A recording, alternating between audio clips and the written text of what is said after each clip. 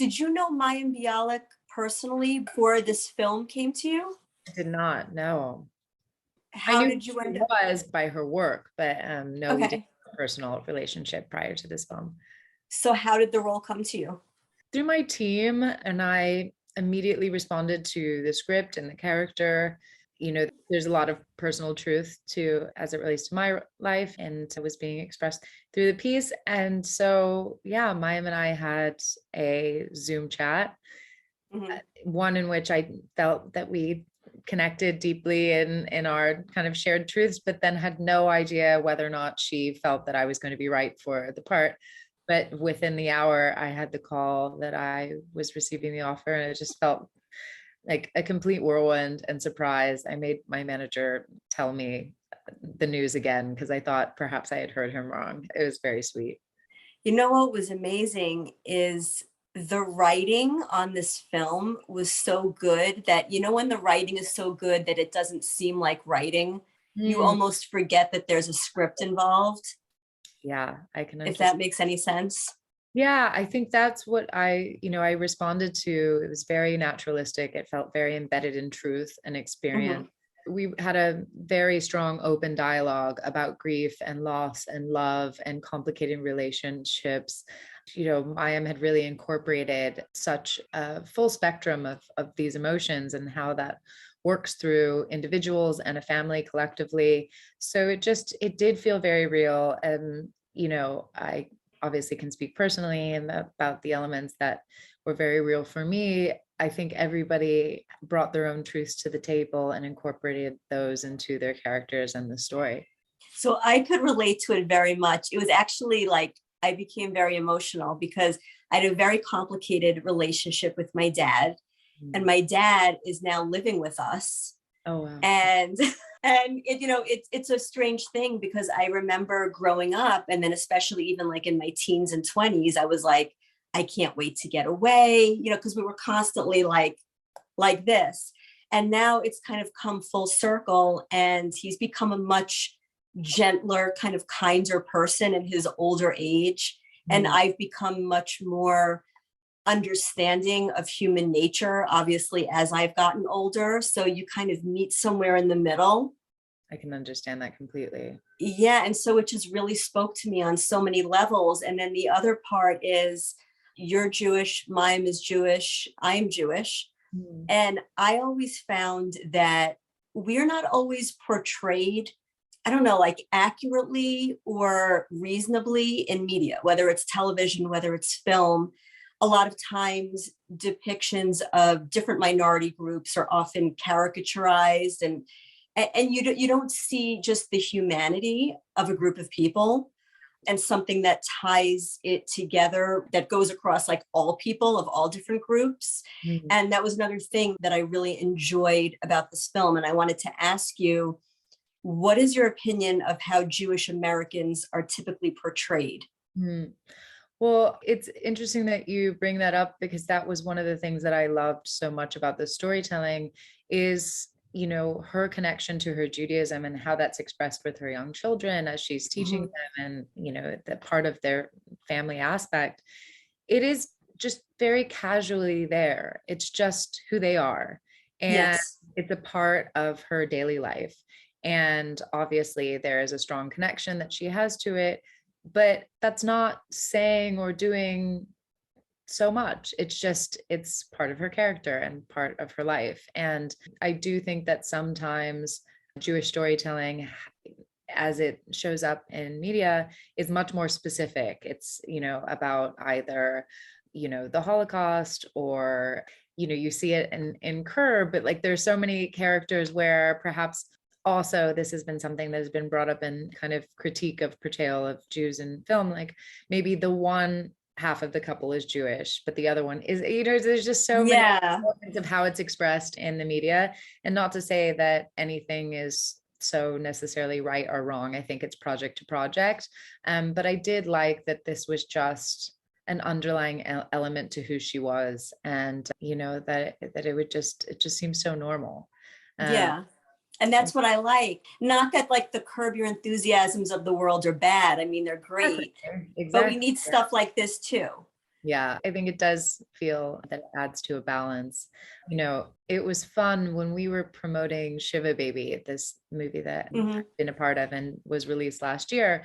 You know, that whole film centers around one woman's experience at a Shiva mourning, you know, somebody that she kind of knows and was brought to by her parents. And that was so interesting because everyone who was interviewing us about that film had said to us, oh, this is like my Italian family. This is like my, you know, it was just fill in the blank. And I think because everything that was being experienced was this young woman's anxiety about being asked to know who she was and what she stood for at this event that happened to be a Jewish, you know, ceremony. And so I do think it is so interesting. Like, we all, you know, come from different cultural backgrounds, but there are common truths to dynamics in family or friends or communities that are so universal. And it's just been nice to be a part of both films and have that kind of storytelling be incorporated into my work now. And this film deals with family dynamics. There are some funny moments, like there are, even though like the material is heavy, but there are some really funny moments. And especially Candace, she yes, oh my God, laugh so consistently throughout filming. It's just her delivery of things is just perfectly spot on.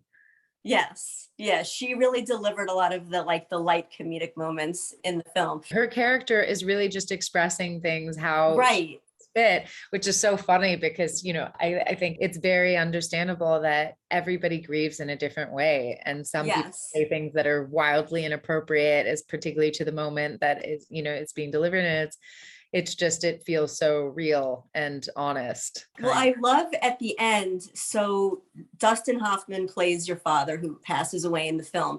And there was a moment that I loved after the funeral. Candice Bergen's character, who's your mother, she starts to gossip about people that were at the funeral. And your character, Abigail, gets mad. But I actually said this out loud to the screen as I was watching. I'm like, that's how she's grieving. She's gossiping to take her mind off what just happened. Totally. Yeah. And I think that's actually why we gossip sometimes, to kind of take our minds off of like the war that's going on in the Ukraine, the pandemic, you know, all of these heavy things that are going on in the world. And then sometimes it's like, oh my God, can you believe how she looked in that dress? You know, I feel like you're looking at a magazine or something. And I think that's where that comes from. It's like, we need to focus on something else. We need to make it light. Right. You know, sometimes at the expense of other people. I know. Yes. That's so not where, like, that's just so not my experience. You know, I feel like thing I ever want to indulge and engage in. So I so understand Annabelle. And I so understand. I mean, that was the thing. It was like all these characters are so human, and then you have these incredible actors bringing such humanity to the screen in this way in this story. And, you know, I had done a film with Candace about 13 years ago where I also played her daughter. It was so wonderful to reconnect with her and to connect with her as an adult. You know, I was such a young thing then. So that I really, really enjoyed. And she's just as delightful and just as hilarious as ever. Was there a funny moment on set you could share when you guys had to kind of like break the tension and maybe just have some fun in between takes or something? You know, I can't point to one exact moment, but I will say that every day we were experiencing this wealth of storytelling because we would ask Candace and Dustin about specific projects or what growing up in LA was like back then, and they were just so generous and giving. You know, I typically find that most actors love to share on and off screen. It's like, it's not one or the other. It usually is both. And so there was just many personal moments that they were sharing where you couldn't believe that the first director attached was so-and-so, and that the most famous line in that movie wasn't originally there. And it was just found like on one of the last days of filming. And that was so special to be able to really dig in and ask them anything that we wanted. Simon, Mayim, and I were like, okay, and then this project, and tell me about, And so that was really special because I didn't know, like, some people, especially if you've been in this industry for a long time, I just had no expectations. I thought maybe they would want to go and be by themselves in between setups or, take rests or whatever. And they were just always there and game and just so part of, we're just all sharing at all given times. So that was really nice. And then Candace has this very sweet dog, Bruce, who was always around. And like every now and then he would pipe up in a scene and we would have to relocate him. But it was really such a joyful experience, despite also being in enormous amount of pain and sadness in moments on set. Yeah. So what is Mayim like as a director? What was so obvious to me after our first chat was that she had already thought about this project and these characters in this world so thoroughly that we could have gone and made that film the next day. It was just so obvious that that was a story that she could tell and tell so beautifully. And she really hired such a beautiful team of people that worked so well together. And so there was this feeling of ease, even though we were this kind of tiny but mighty crew. Independent filmmaking isn't necessarily as glamorous or cushioned, but it's kind of my preferred way to work. It never felt like we weren't able to accomplish what our goals for the day were. And that is such a testament to how well organized and thought out and planned every day of shooting was. And, it was always very fun. I loved watching Mayim's reactions to things. And if she was laughing, I was always looking to her to see how she was experiencing what we were filming. That's awesome. Because it was her writing. Yes. Right? She wrote the script, or she co-wrote it. She wrote the script. Oh, she did. Okay. Yeah. So because the subject matter was about dying and death, what is your take on that part of the human experience? Like you personally, Dianna, like what is your take on death? Where do you think we go? What do you think death is all about? I mean, I've been dealing with, many, many years of my father's own illness and watching that move through his body. And, unfortunately, I wouldn't imagine that there's an enormous amount of time that we have left with him, which is really, not what you would wish for at all, and very deeply sad. It has placed a lot of importance on the time that we have. He's been more years of my life than he's been well. And I think that the way that I have had to process that is that while I would have wanted, the version of him that I knew as a very young person to last much longer, I am so lucky to have experienced many other versions of him and still have, access to him and connect with him. May I ask what the illness is, or is that personal?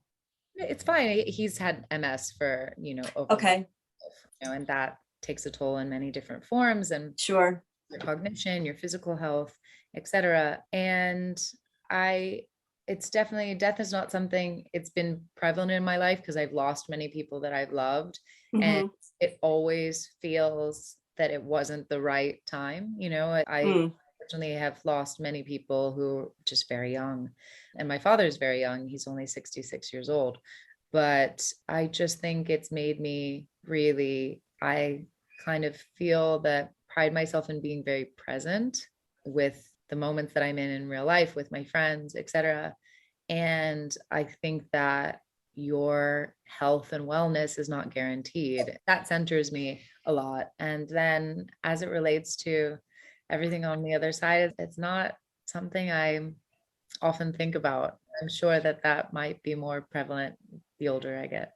I'd like to ask you, and I hope it's okay, because we're coming up, soon on the 2-year anniversary of Naya Rivera's passing. Can you tell me what was unique about your friendship with her? Perhaps that was different from your other Glee cast members, or even from any other friendship in your life that you can share. She was my first friend on set. We were quite isolated because we weren't involved in the entire pilot. We had our, very brief, small moments in the pilot, and everybody else was very involved in the singing and the dancing and all the rehearsals. So she was my point person, and we kind of instilled each other with confidence in those moments. And she just was very unique and special in the way she just carried herself with such confidence and certainty. If she believed in something or you as a person, she would always uplift those ideas and just be, she was very, very strong in a way that, you know, I think that I have adapted to moments in my life that have been quite difficult, and the adversity, I think you can overcome that. And if you experience that at a young age, that makes you more resilient, etc. And she just, she had that strength in spades. Any strength that I felt I had, she had 10 times more of it. And that was really inspiring and nurturing to be around, and was just wickedly funny and had the best comedic timing. And, you know, she is one of the people that I speak about when I say it's so strange to think that she is not here. She had years and years of love and gifts to give people. And I was so lucky to know her. That's beautiful. And what do you think that you came into this life as Dianna Agron to learn? And what do you think that you came here to teach as a living example of your life? Ooh, not an easy question. I feel particularly connected to storytelling. And when I say that, I don't mean that as it relates to my job. I feel so connected to people and the human experience. And I think that is something that has always drawn me in. I think, you know, I lived in a hotel when I was younger because my dad was a general manager of a few hotels, and I would just witness and question. There was just a complete big world of people coming in and out of my environment from everywhere in the world. And as I started being able to travel more freely and explore different cultures and people, it just is something that really interests me. And I feel much better when I am learning new things about new people and cultures. And I think that that has led to also me wanting to be a storyteller and connect with people on that level. And I think that if that is something that I can share and encourage with other people, to be really open-minded and to look outside of their own worlds and communities and go bigger and deeper, then that I think is something that would be really meaningful. I, you know, hopefully have many more years of being a person in this world and telling stories. And I just, things can be very complicated. And obviously, if you're paying attention to the world at large, there are so many things that are so disturbing and not as one would wish for anyone. But I think that love and joy is something that if you can really promote and encourage, it can be really nourishing. And I think some people need to be given the permission to accept or give more of that in their lives. Interesting. And what's the best advice you've ever been given? I don't know if it's the best advice, but it was certainly very helpful to hear as it pertains to my life and my career. I had a colleague say to me, this path of yours is not about what you say yes to, it's about what you say no to. And I think that as you're receiving gifts, be it jobs, opportunities, etc., it can feel difficult to say no to something because you're so happy to be there and to be part of the conversation, etc. And I think being really honest with yourself about what serves you and how you can organize your time. I think when you really drop into those truths, so much more magic is available because you're just being so authentically yourself and you're not compromising for other people.